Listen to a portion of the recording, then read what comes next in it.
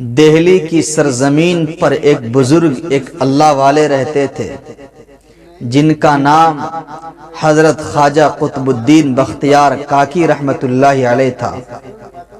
حضرت جی دہلی کے بازار سے گزر رہے ہیں، ایک آدمی نے حضرت رحمت اللہ علیہ کی داڑھی کو دیکھ کر کہا، اے بابا تیری داڑھی اچھی ہے یا میرے بکرے کی دم اچھی ہے؟ گویا کہ اس نے حضرت خواجہ قطب الدین بختیار کاکی رحمت اللہ علیہ کی داڑھی کا مذاق بنایا، ان کی توہین کی۔ حضرت خواجہ قطب الدین بختیار کاکی رحمت اللہ علیہ نے جواب دیا کہ قیامت کے دن اگر میری بخشش ہو گئی تو میری داڑھی اچھی ہے، اگر نہیں ہوئی تو تیرے بکرے کی دم اچھی ہے۔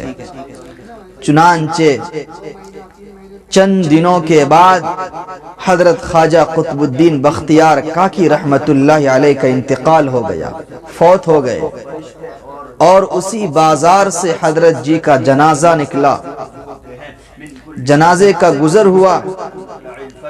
اللہ والوں کی کرامت کو سمجھیے، کرامت وہی قابل قبول ہے جو قرآن و حدیث کے خلاف نہ ہو، جو سنت کے خلاف نہ ہو۔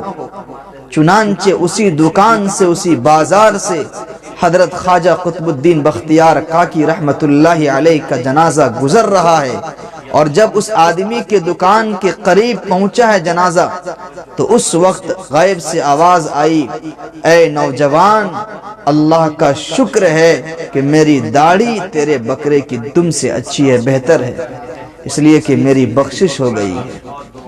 اللہ والے ایسے